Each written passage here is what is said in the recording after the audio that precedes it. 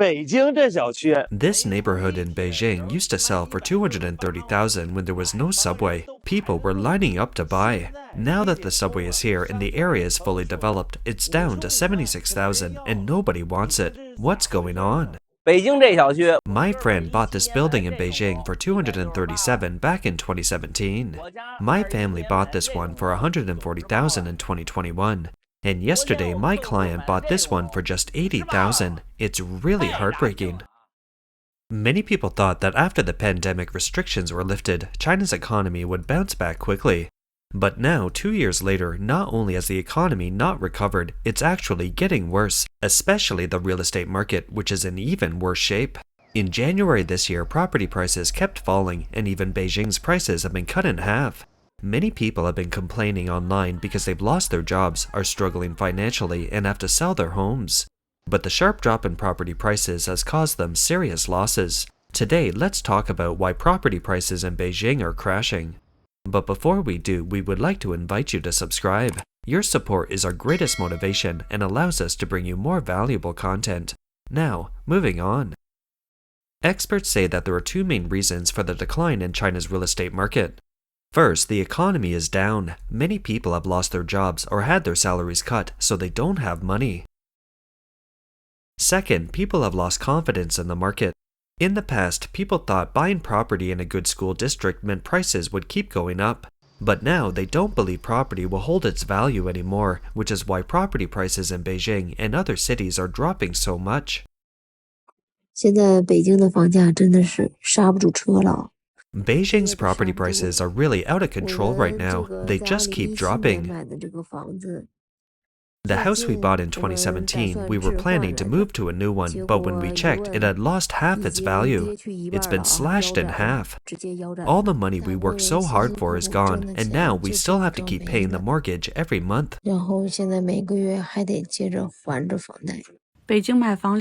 We bought a house in Beijing, and in just 2 years, it's lost 140,000 in value. In 2022, we started looking for a home. At first, we thought about buying in a school district, so we went to see a 2-bedroom, about 50 square meters in Haidian near the 4th Ring Road. The price was 730,000, which worked out to about 14,000 per square meter. The school it was zoned for was a second-tier elementary school. We had to decide whether to sacrifice living space for a school district house or go for a bigger place outside of a school district. In the end, we chose the bigger place. In December 2022, we bought our current home, and prices were still high at that time. Everyone was talking about how housing prices would rise after the pandemic restrictions ended in early 2023. But looking for nearly a year, we decided to buy.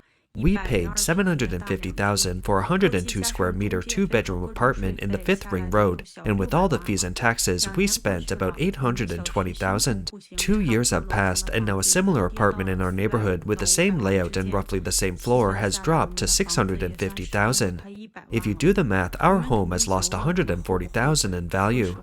I'm sure you're wondering if we regret it. Honestly, it's hard not to feel bad seeing the price drop so much. But when we look at our current home, our family of 5 can live comfortably here, and the kids have space to play.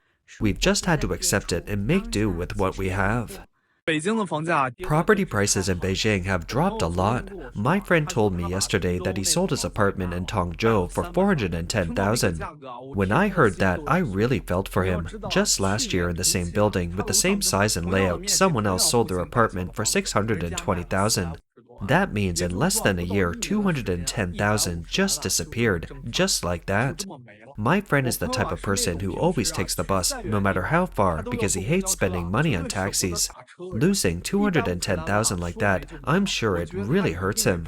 With how hard it is to make money these days and how tough it is to buy a house in Beijing, it's just really sad to think about.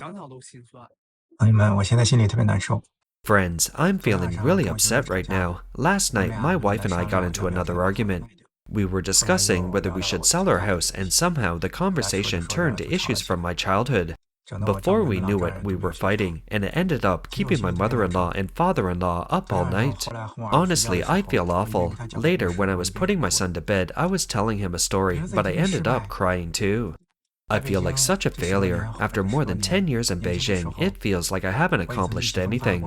When I was younger, I had big dreams. I wanted to build a career and give my wife and kids a better life. But now the dream hasn't come true and I'm still deep in debt. Sometimes when my wife and I argue, I totally get where she's coming from. As her husband and the head of the family, I should be the one supporting our home. But right now, not only am I not doing that, there are so many things she has to take care of herself. This blogger shared how his mother-in-law and father-in-law have helped him a lot over the years, watching the kids and even giving them financial support. He's really thankful for all they've done. He wishes he could handle everything himself so he wouldn't have to worry, but he hasn't been able to do that yet. He said that after more than 10 years of struggling in Beijing, he still has nothing. Now he's not sure if staying in Beijing is even worth it anymore. Do you know how much property prices have dropped in Beijing? Let me share my heartbreaking home buying story. My husband and I lived carefully in Beijing for almost 10 years. We sold our house in Hebei to raise enough money for the down payment on a home in Beijing. When we listed our house in Hebei, prices were already starting to drop. A house was originally worth $140,000, had already lost about $7,500. I needed the money fast to buy a house in Beijing, but at the same time, I saw our Hebei house losing value. I felt like I had to sell it quickly before the price dropped even more. After 4 months on the market, I decided to lower the price and sold it for $5,500 less than the market value. As soon as I dropped the price, someone bought it. In the same month, I bought a house in Beijing. I was sure that property prices here wouldn't drop. Even though it's in the 5th Ring Road, it's close to the subway and a primary school with all the necessary amenities.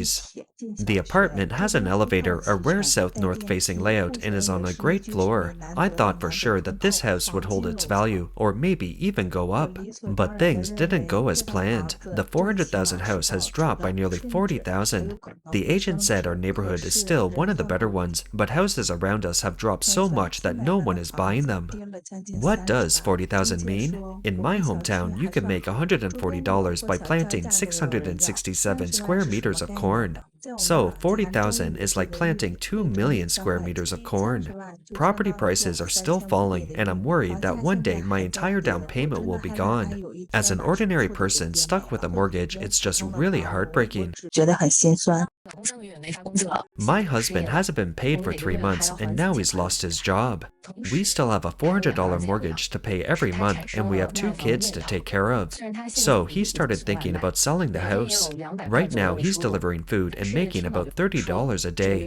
But he heard from his colleague that this is the busy season, so there are more orders. After the new year though, orders will slow down, and he'll only make about $480 a month. When you think about it, that's barely enough to cover the mortgage, but what about the rest of our expenses? He suggested selling the house and renting somewhere instead, saying it would help relieve some pressure. But I couldn't agree with him. We've worked hard for 15 years to buy this house, saving every penny. I can't just let it go, but what else can we do? I didn't know he secretly went to a real estate agent and talked with them for a while. When he came back, he didn't say anything and just sat there looking upset. I asked him about it, but he didn't answer. Even though he didn't say anything, I know the economy is bad and property prices are dropping. If we sell now, we'll lose a lot of money. I understand he's under a lot of stress and selling the house might be the only option, but it's really painful. This house is the result of 15 years of hard work. Now, on top of the mortgage, we also have 2 kids to support. With only $480 a month from delivering food, there's no way we can pay the mortgage and still feed the family. I really don't know what to do anymore. I bought a house in Beijing for $700,000, but now look at what's happened to it. We bought it at the end of 2020 in the North 5th Ring of Beijing. The listed size was over 80 square meters, but the actual usable area was only about 60 square meters. At the time, the policy allowed us to borrow a maximum of $340,000. So we used all our savings, and our parents even borrowed money to help us come up with a $370,000 down payment. It only took 18 days from signing the contract to getting the property deed. It was really quick.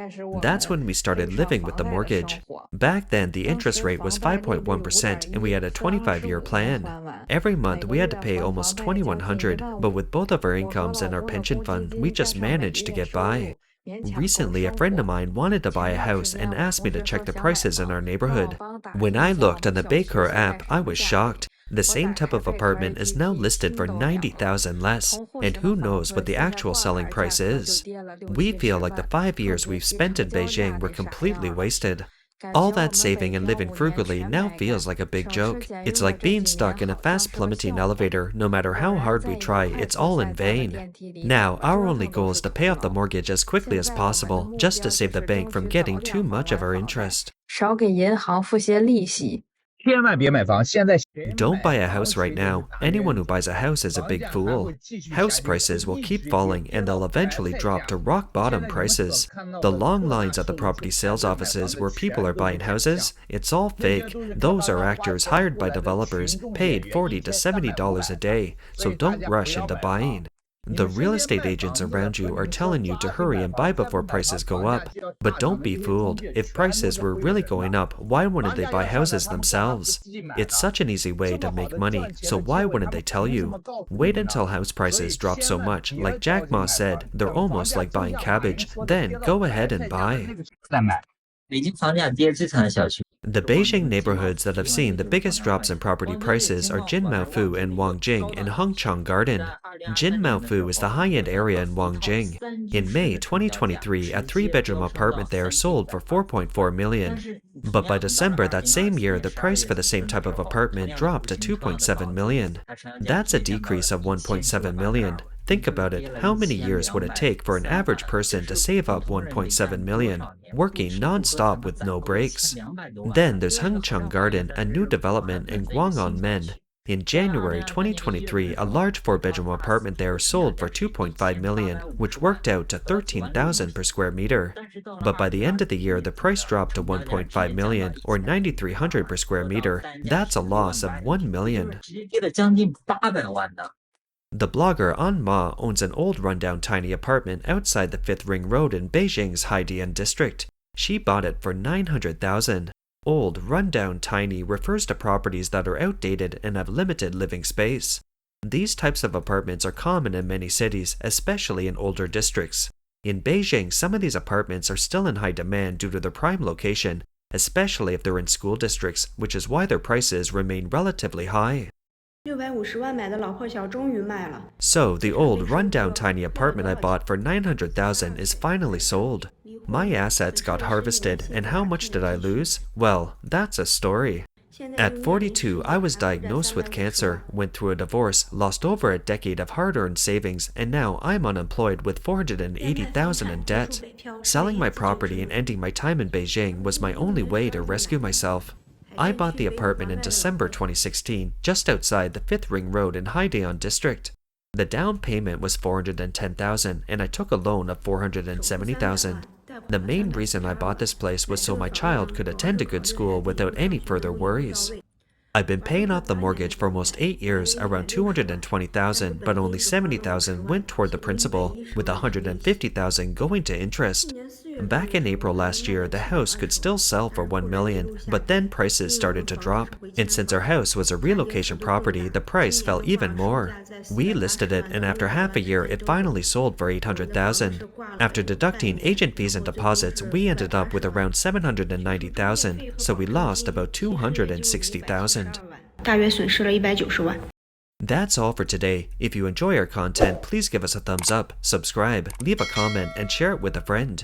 We appreciate your support, and we'll see you next time.